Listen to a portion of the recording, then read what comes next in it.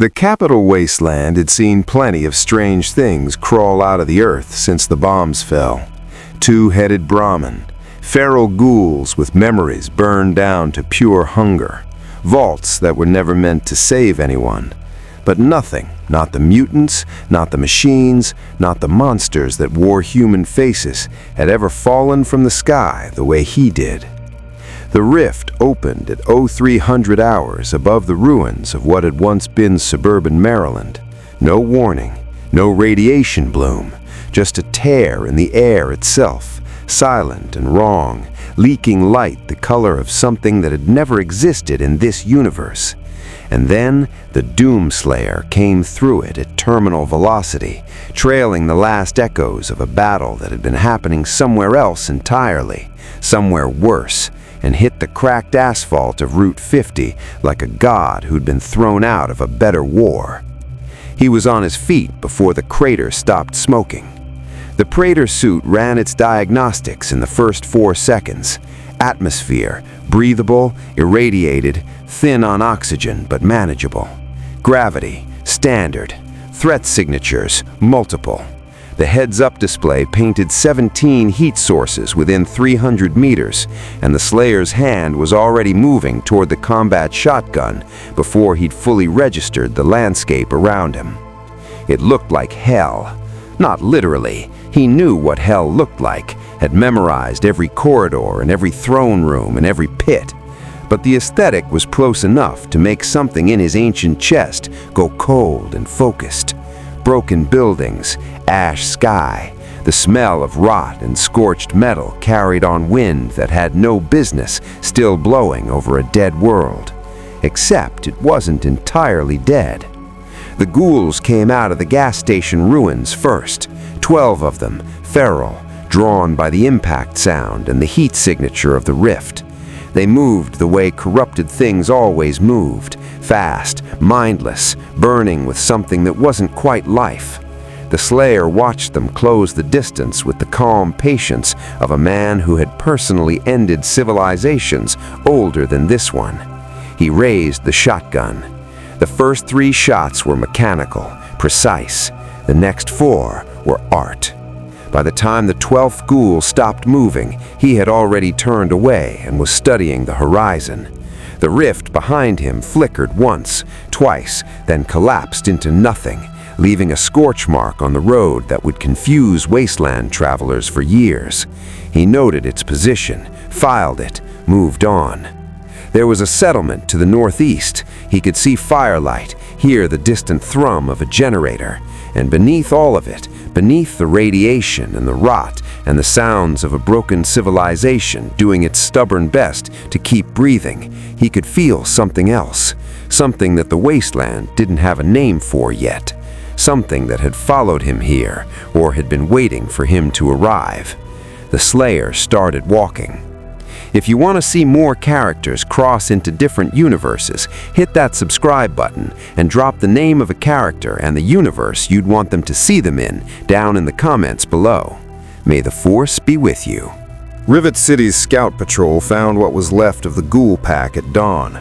Sergeant Holt had been running patrols along Route 50 for 3 years, long enough to know the difference between raider work, mutant kills, and something that didn't fit either category. This was the third option. The bodies, what remained of them, had been processed with a mechanical efficiency that made his stomach turn, not from disgust, but from a kind of professional awe he didn't want to admit. 12 ferals, 0 ammunition casings from conventional weapons, impact craters in the asphalt suggesting something had hit the ground with enough force to crack reinforced pre-war road construction. Holt radioed it in and kept moving north because the trail was fresh and because standing still in the wasteland was how you became the next thing someone else radioed in. He found the super mutants 2 kilometers up the road. Or rather, he found what the super mutants had become. The behemoth had been the biggest one. Holt recognized the fire hydrant he'd used as a weapon, a landmark he'd been navigating around for years. It was in 4 pieces now, distributed across a 50-meter radius with a kind of explosive thoroughness that a missile launcher couldn't fully account for. The regular mutants were worse, not because of the damage was clean, almost surgical by wasteland standards, but because of the expressions frozen on the ones whose faces remained intact. Super mutants didn't register fear. It wasn't in their neurochemistry anymore. Whatever the FEV had burned out of them, that was one of the first things to go. These ones had been afraid. Holt was still processing this when Private Vasquez grabbed his arm and pointed at the ridge above the old highway overpass. There was a figure standing there, motionless against the gray sky, and it was wrong in every proportion. Too tall, too broad, wearing armor that didn't match any Brotherhood variant or Enclave remnant he'd ever cataloged. The helmet had no visible eye holes. The suit was the color of something that had been through worse than nuclear fire and come out the other side without apology. It looked down at them for exactly 3 seconds. Then it turned and walked north, moving with a purpose so absolute that Holt felt the absurd animal impulse to get out of whatever it was heading toward before he even knew what that was. He keyed his radio instead. "Command, this is Holt. We have a situation on Route 50. Unknown combatant, unknown origin, hostile capability confirmed at extreme levels. He paused, watching the figure disappear over the ridge. "He's moving toward Maledict." The voice on the other end asked for clarification. Holt looked at the behemoth's remains, looked at the fear on a super mutant's dead face. "Send the paladins," he said. "Send all of them." The Slayer, 2 kilometers north and completely aware of the radio transmission through his suit's passive signal intercept, did not slow down. Paladins. He filed the word. Another faction, another group with weapons pointed at a threat they didn't understand yet. He'd sort out the politics after he found the source of what he'd felt bleeding through the ground since the moment he landed. Elder Maxon didn't come himself. He sent Paladin Dance, which amounted to the same thing. Dance had the kind of command presence that the Brotherhood manufactured deliberately. Power armor, square jaw, voice calibrated somewhere between authority and threat. He arrived at the Route 50 site with 6 paladins and 2 scribes, reviewed Holt's report in under 2 minutes, and spent the remaining 40 minutes standing at the behemoth's impact site, not saying anything that adequately captured what he was looking at. Scribe Halen crouched over the largest remains. "The force required to do this," she stopped, started again. "The kinetic calculations don't support a single combatant. Even in T-60 power armor, even with a minigun, this degree of structural damage to a behemoth requires—" "I know what it requires," Dance said. "The suit our witness described isn't Brotherhood manufacture, isn't Enclave. The materials don't match anything in our database. Sergeant Holt said it looked like it had been through—" She checked her Pip-Boy notes. "Through worse than nuclear fire." His words. Dance turned north. The trail wasn't subtle. The Slayer moved like a force of nature, and apparently saw no need to conceal his passage. Crushed gravel, handprint depressions in a concrete barrier wall where he'd vaulted it, and 3 more ghoul kills that had happened incidentally, without any indication he'd slowed down. "He's not hiding," one of the paladins observed. "He doesn't think he needs to," Dance said. That was either the most dangerous thing he'd heard all week, or something close to admirable. He hadn't decided yet. They found the Slayer at the ruins of Maledict train yard. He was standing in the center of the open yard, facing north, completely still, which Dance immediately clocked as a choice rather than unawareness. The suit's sensor profile was unlike anything the Brotherhood's detection systems had logged. No radiation signature, no fusion cell emissions. Whatever powered it was operating on principles that didn't appear in their technical archives. Dan stepped forward, his paladins fanned out in practiced formation. "Brotherhood of Steel, stand down and identify yourself." The Slayer turned around. There was a long moment in which Paladin Dance, veteran of 100 wasteland engagements, felt something he hadn't felt since his earliest deployments. The specific, clarifying sensation of standing in front of something that existed on a different scale of danger than he'd prepared for. It wasn't the suit, though the suit was extraordinary. It wasn't the arsenal visible on the Slayer's back, though that was considerable. It was the eyes visible through the visor's faint glow, ancient, patient, sorting him into a category very quickly. The Slayer said nothing. "We have questions," carefully Dance said, "about the combatant activity on Route 50, the mutant kills, the rift event that Rivet City's sensors logged at 0300. The Slayer looked at him for another 3 seconds. Then he looked north again, toward Moresti's underground maintenance tunnels, then back at Dance. He pointed north. The meaning was plain. Something down there, something worth knowing before the Brotherhood started asking procedural questions. Dance hesitated for exactly 1 beat, then made the call that would define the next 72 hours of his career. "Move out," he told his team. "We follow." The tunnels beneath Moresti train yard had been raider territory for years. The Blood Eagles had moved in 6 months ago, which was worse. They weren't scavengers running on desperation. They were organized, ritualistic, and according to Brotherhood intelligence, they'd been doing something to their captives that went beyond the usual wasteland brutality into territory that the scribes categorized under a file header nobody liked opening. Dance had been planning a full cleanse operation for 3 weeks. He hadn't expected to run it tonight, following a silent giant in alien armor through maintenance corridors that smelled of something older and wronger than blood. The Slayer moved point without being asked. He moved through the dark with zero hesitation, suit's sensors painting the tunnels in full clarity, and Dance noticed within the first 60 seconds that he was navigating by something beyond conventional detection. There were moments where he paused, tilted his head, and changed direction before the Brotherhood's own motion trackers caught the contacts ahead. He was reading something the equipment couldn't quantify. The first raider checkpoint was 12 men strong. It lasted 9 seconds. Dance had run enough combat operations to appreciate efficiency. This was efficiency on a level that made his paladin instincts feel secondhand. The Slayer didn't waste movement, didn't fire when a strike served better. Moved through the engagement the way water moves through cracks, finding the path of maximum destruction with minimum friction. When it was over, Dance's team stood at the threshold of the checkpoint room with their weapons half raised and nothing left to shoot. "Hostile and effective," Paladin Holt muttered behind him. "Our hostile," Dance corrected quietly, though he wasn't entirely sure that was true. They pushed deeper.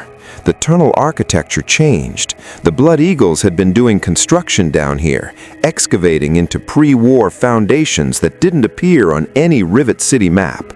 The walls were carved with markings that made Scribe Halen's breath go short.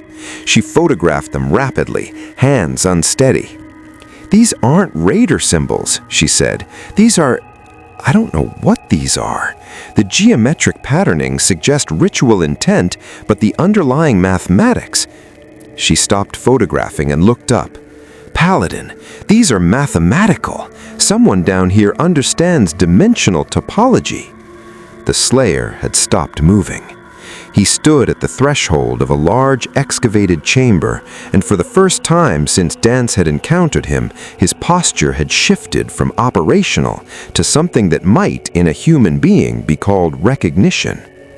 His head moved slowly across the chamber's contents, a device at its center, pre-war military hardware fused with something that absolutely was not pre-war military hardware, pulsing with a light that had no radiation signature, no fusion core emission, no explanation. And around the device, 43 Blood Eagle cultists in full ceremony, chanting in a language that had never been spoken in this universe before tonight. Dance knew enough to feel the wrongness of it. He'd been trained to identify threats.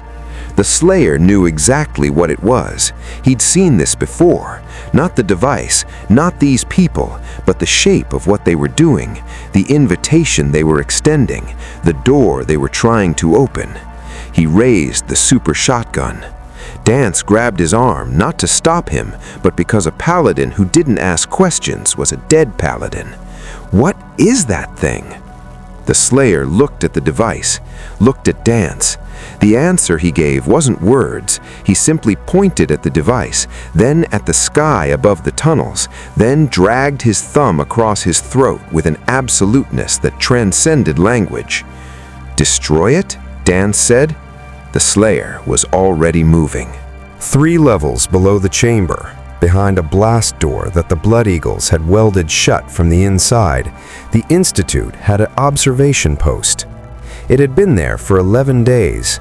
4 scientists, 1 synth guard, a compact relay beacon, and enough recording equipment to document everything the cultists were doing with the device. The Institute didn't build things. They studied things first, cataloged the variables, identified the applications, and then built something better. That was the philosophy. That was why the Commonwealth feared them. Senior researcher Allison watched the chamber feed on her terminal and felt the particular cold clarity of someone whose professional framework was failing in real time. She had documented the rift event, had the spectral readings, the dimensional displacement data, the energy signature of whatever had come through. She had filed a preliminary report classifying the arrival as a Class 4 anomaly, unknown origin, extreme threat potential, recommend immediate retrieval for study. That report had gone to the director 6 hours ago. What she hadn't filed yet was the thing she couldn't quantify. The way the arrival signature felt wrong at a frequency her instruments couldn't fully capture. Like the universe itself had flinched. "He's in the tunnels," her synth guard reported, monitoring the Blood Eagle's own crude sensor network. "I know." "He's through the first checkpoint." "I know." "He's..." A pause. "He cleared 12 hostiles in 9 seconds. The Brotherhood team behind him didn't fire a single shot." Ellison finally looked up from her terminal. 12 hostiles, 9 seconds. She ran the mathematics the way she always ran mathematics, clinically, without sentiment, and arrived at a conclusion that sentiment would have rejected. "Adjust retrieval classification to Class 6, she said, "and open a relay line to the director. Tell him we may need a larger team." Her assistant, Scribe Analog Chen, looked up from his own terminal. "Class 6 is reserved for existential-level assets." "Yes," Ellison said, "it is." On her feed, the chamber monitors flickered as the Slayer entered the main excavation. She watched him stop, watched him survey the device with the particular stillness of someone who recognized what they were looking at. Watched the Brotherhood Paladin reach for his arm and the brief, wordless exchange that followed. What she didn't expect was what came next. The Slayer didn't charge the device, didn't open fire immediately. He moved through the cultist formation like a theorem being proven, dismantling the ceremony's outer ring first, working inward with deliberate sequence, preserving the device's integrity while eliminating every human variable around it. That was not the behavior of a weapon. That was the behavior of someone who understood the device better than the people who'd built it. Ellison leaned forward. "Chen," she said quietly, "whatever we offer him, double it." The relay line to the director opened. Outside, muffled through 3 levels of concrete and pre-war steel, the sounds of the chamber engagement ran their brief, brutal course. Then, silence. Then the device's pulse changed frequency. Ellison's instruments spiked across every spectrum simultaneously. "Relay the director," she said. "Tell him it's not a retrieval anymore." She watched her readings climb toward ranges her equipment wasn't designed to measure. "Tell him it's a negotiation." The Institute extraction team came through the maintenance tunnel at 0530. 8 synths, Gen 3, moving in the fluid, coordinated pattern that made them the most tactically sophisticated combatants in the Commonwealth. They had a relay beacon, a containment field emitter rated for Class 6 anomalies, and standing orders that had been carefully worded to avoid the word capture while meaning exactly that. They found the Slayer standing alone in the chamber. The cultists were down. The Brotherhood team was gone. Dance had pulled his paladins back to the tunnel entrance to establish a perimeter after the device's frequency shift had overloaded two of their suit sensors simultaneously. The device itself sat silent at the chamber's center, its pulse reduced to a low, steady beat that the Slayer had achieved through methods none of the Institute's remote sensors had been able to fully document. The synth team leader ran its threat assessment in 0.3 seconds and transmitted the result to Ellison upstairs. Target is aware of our presence. Target is not moving. Probability of voluntary compliance, 4.7%. Ellison authorized engagement. The containment field emitter fired first, a standard opening designed to restrict movement before the target could process the threat. Against Gen 3 synths, it worked as a coordination tool, giving the team's weapons a clean window. Against the Slayer, it accomplished something slightly different.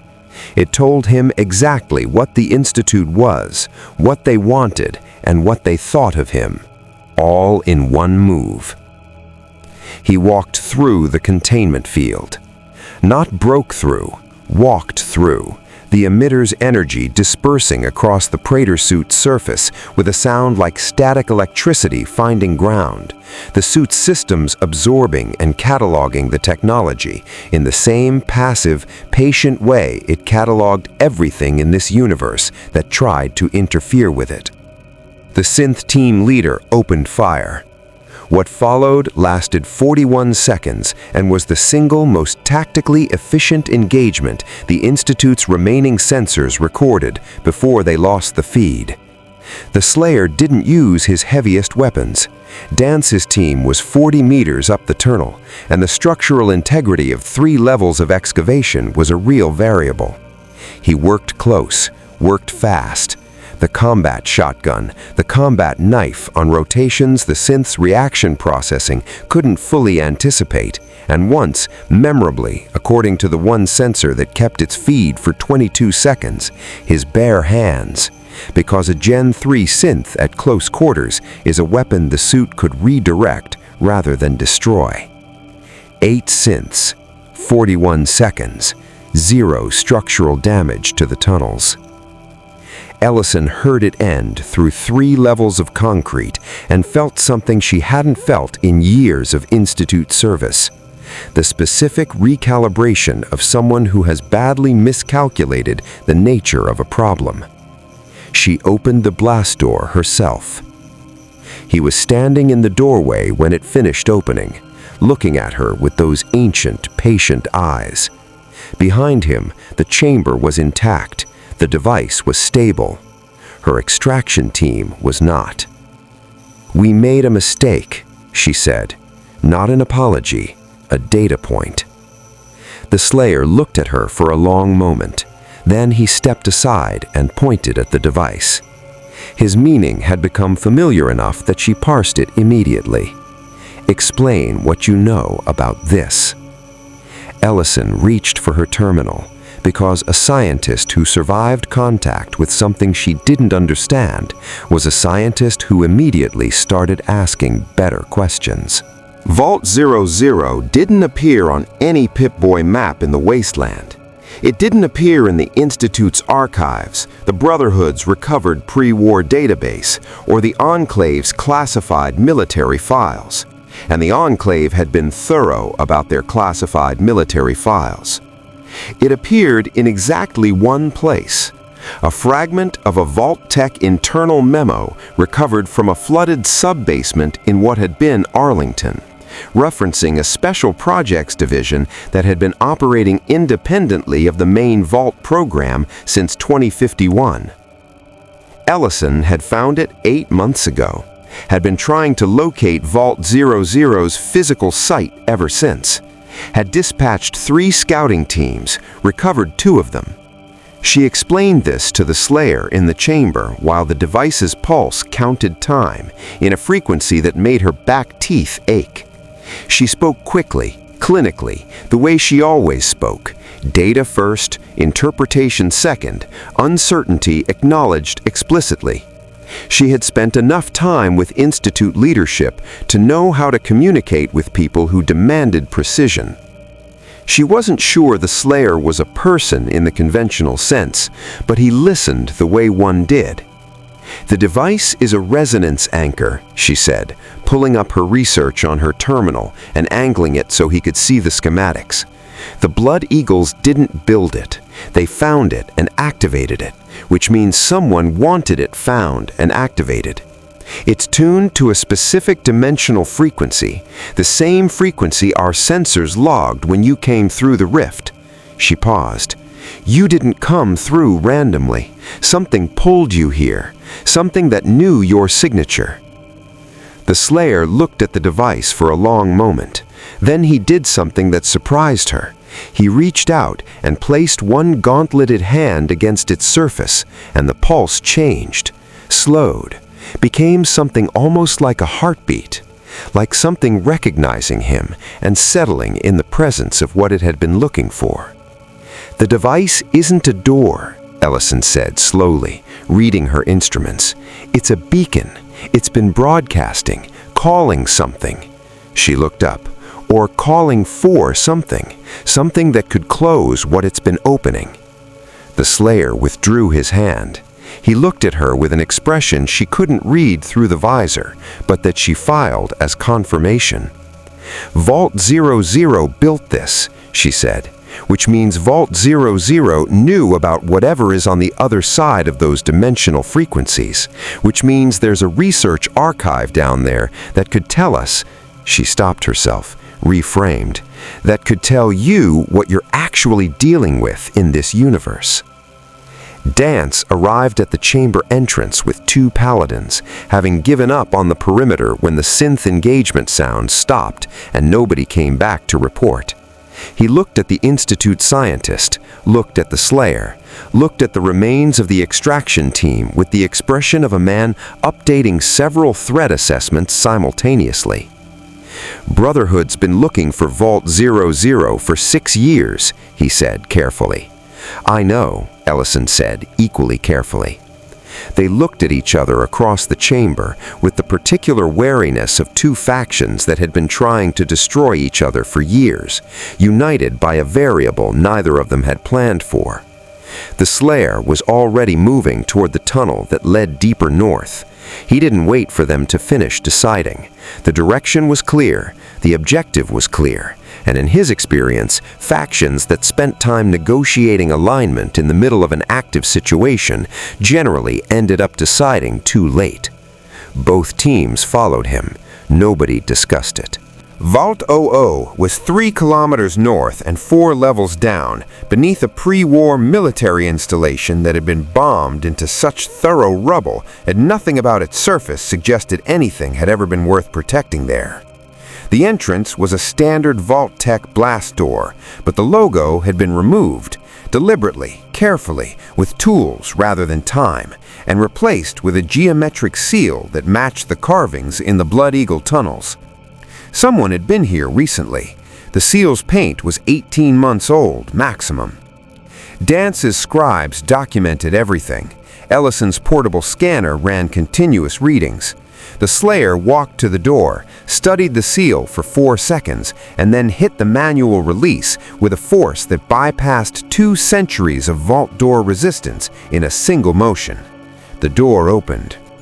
The smell that came out was wrong in a way that none of them had vocabulary for yet. Not the usual vault smell, recycled air, old metal, the particular staleness of sealed human habitation. This was something underneath that, something that had seeped into the walls over years and become part of the facility's atmosphere. Ellison's scanner ran through its categories and stopped on a frequency classification she'd only seen in her own research notes. "The resonance is everywhere in there," she said quietly. "This entire facility has been saturated, for decades minimum." The Slayer's helmet display was running its own analysis. The Hell Sense, that deep precognitive awareness that had kept him functional through dimensions and centuries of warfare, was active at a level he hadn't felt since the Ingmore Sanctum. Not screaming, not the acute alarm of immediate demonic presence, something older, the slow, patient contamination of a place that had spent a long time adjacent to something it was never designed to contain. They moved in. The first 3 levels were standard vault layout: dormitories, cafeteria, medical bay, all abandoned, all showing signs of habitation that had ended suddenly rather than gradually, meals left mid-preparation, personal effects undisturbed, doors open rather than sealed. Not evacuation, something faster than evacuation. The research levels started at level 4. The laboratory complex was pre-war technology, running up against something pre-war science had no framework for: dimensional membrane theory, resonance frequency mapping, energy signature catalogs that matched no known radiation type, and alongside all of it, meticulous journals by a Dr. Aldrich Webb, Special Projects Division, whose entries began with careful scientific optimism in 2051 and moved through stages of discovery, unease, certainty, and finally a kind of exhausted dread that saturated the last 6 months of entries, like the resonance had saturated the walls. Ellison read while they moved. She read fast. The frequency doesn't come from our universe. The source is dimensional, a parallel space that our instruments can detect but not characterize. We have been broadcasting into it for 3 years. Something has been broadcasting back. The content of those transmissions is mathematical at its base layer. Someone is teaching us how to build a better door. She looked up. The Slayer had stopped at the level 4 laboratory's main doors. Beyond them, the resonance readings on her scanner were no longer passive. Something inside the lab was active, something that had been waiting for the specific energy signature of the man standing at the door, had been waiting, Webb's journals suggested, since 2077, since the bombs fell and the researchers who might have shut it down properly never came back. "It's been running for 200 years, said Ellison. The scientific part of her brain filed this as extraordinary. The rest of her brain was already backing toward the stairwell. The Slayer pushed open the laboratory doors. The laboratory was the size of a pre-war aircraft hangar, and most of it had been consumed. Not destroyed, consumed. The walls, the equipment banks, the research terminals, the skeletal remains of 200 years of slow exposure. All of it had been gradually incorporated into a structure that occupied the center of the room like a tumor the building had grown around itself. Webb's resonance anchor, the original prototype, the one the Blood Eagle device above had been a crude copy of, sat at the structure's heart. It was the size of a vertibird, and it had been running continuously since October 23, 2077, powered by a geothermal tap that Voltec had drilled 3 kilometers into the earth and apparently forgotten about. The portal it had opened was 4 meters wide and perfectly stable. Through it, visible the way you could see weather through a window, was hell. Not the capital wasteland's metaphorical hell, the actual thing. The specific dimensional space the Slayer had spent an eternity fighting across, rendered in the particular palette of red and black and burning architecture that he knew the way other people knew their childhood homes. Standing at the portal's threshold was a behemoth of a different kind. The demon was a Maledict-class entity, rare even by Hell's taxonomy, the kind that required a specific dimensional invitation and a 2-century resonance buildup to manifest in a non-native universe. It was 3 times the height of a super-mutant behemoth, armored in bone plating that had calcified over millennia, carrying a weapon that had been forged in a dimension where physics operated as a suggestion. It had been waiting at the threshold since the portal reached stable width 6 months ago, waiting for something strong enough to be worth coming through for. It stepped through the moment it registered the Slayer. Dance's team opened fire immediately. Power armor weapons, laser rifles, everything they had. The rounds registered on the Maledict the way rain registers on a mountain. Ellison grabbed her team and ran for the stairwell with the focused urgency of a scientist who understood exactly how outmatched she was. The Slayer was already moving. He hit the demon at full acceleration, the Praetor suit's kinetic force multiplied by 2 centuries of refined combat instinct, and the impact drove the Maledict back 3 meters across the laboratory floor, which was, by this universe's standards, an essentially impossible outcome, and which the Slayer treated as an opening rather than a victory. The fight was not clean. Maledict-class entities didn't have weak points in the conventional sense. They had sequences, specific chains of structural damage that had to be executed in the right order to overcome their regenerative capability.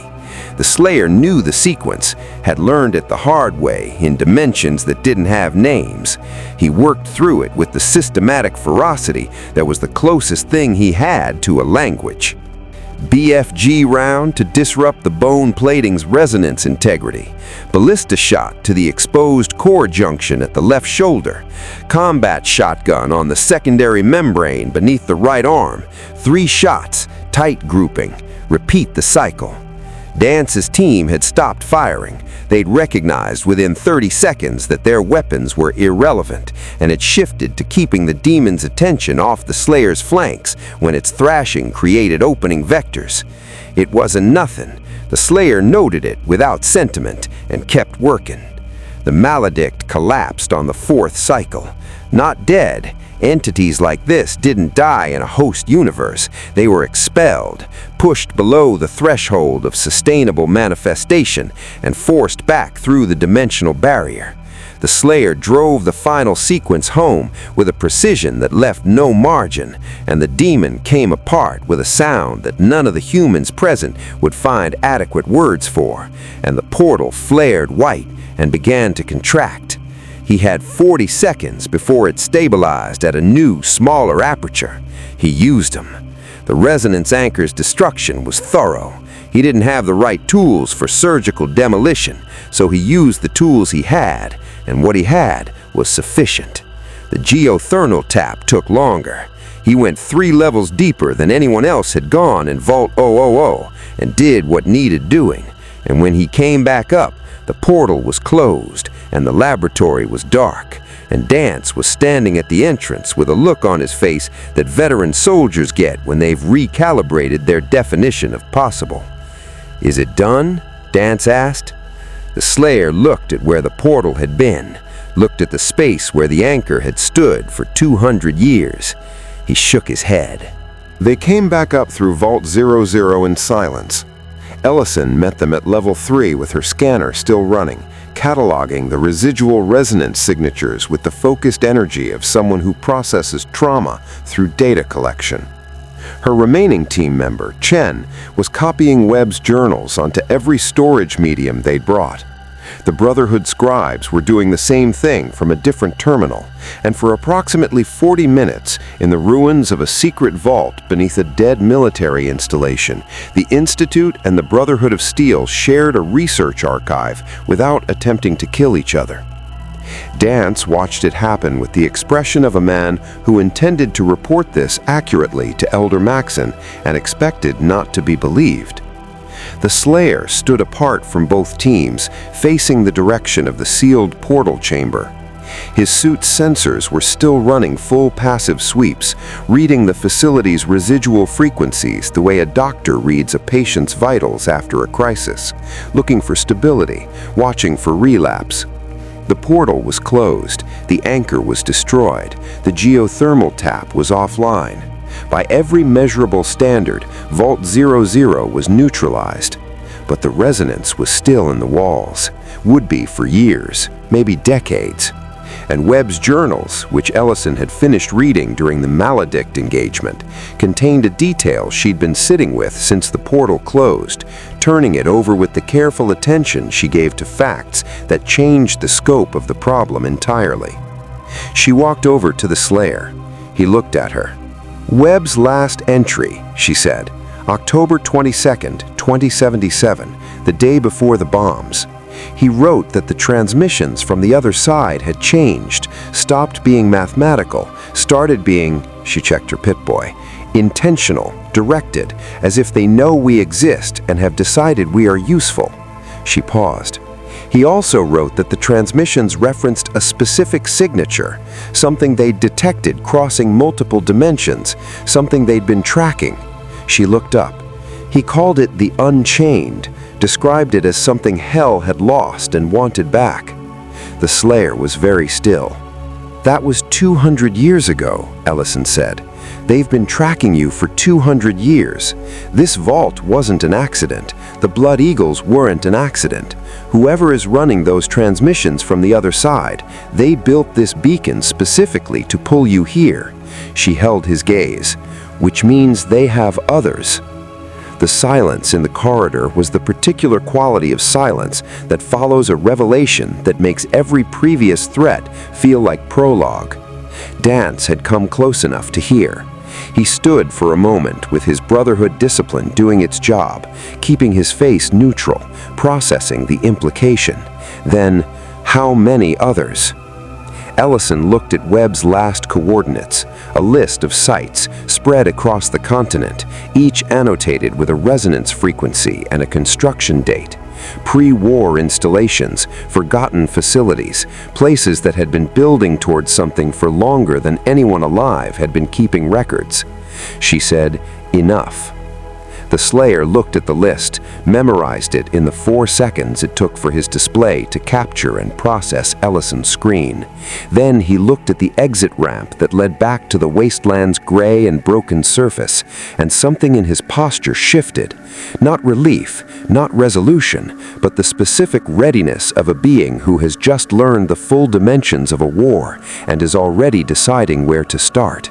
He walked toward the exit. The capital wasteland looked exactly the same at dawn as it had looked the day before. Gray sky, broken ground, the distant sound of something that had survived the apocalypse and was still trying to survive the morning. Nothing about its surface suggested that anything had changed. But things had changed. 3 factions now knew something that none of them had known 24 hours ago.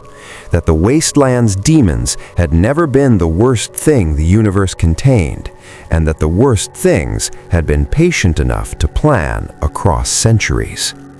The Brotherhood would file their reports, and Elder Naxon would read them and make decisions that carried the weight of the last military order on the continent. The Institute would return to the Commonwealth with Webb's research and Ellison's data and the particular dangerous energy of scientists who have found a problem large enough to justify anything. And somewhere on a list of coordinates that spanned a broken continent, 11 other beacons were still standing, still resonating, still broadcasting into a dimension that had been listening for 200 years. The Slayer emerged from Vault 00's rubble into early morning light and stood for a moment reading the wind, not metaphorically but functionally, his suit's sensors sweeping the horizon with the same patient thoroughness he brought to everything. The first coordinates were northeast, 3 days on foot, less if he moved the way he was capable of moving when nothing required him to manage collateral damage. He started walking. Behind him, in the walls of a dead vault and the scorched ground of a train yard and the frequency memory of a wasteland that had absorbed 2 centuries of something it had no name for, Hell's signal continued its slow, diminishing broadcast. Quieter now, yes, the anchor gone and the portal closed and the Maledict expelled, but not silent, not finished. Somewhere in the dark between dimensions, something very old and very deliberate had confirmed what it had been waiting to confirm since the bombs fell. The Unchained was here. The wasteland had him now, and so soon enough would they. May the Force be with you. More stories await.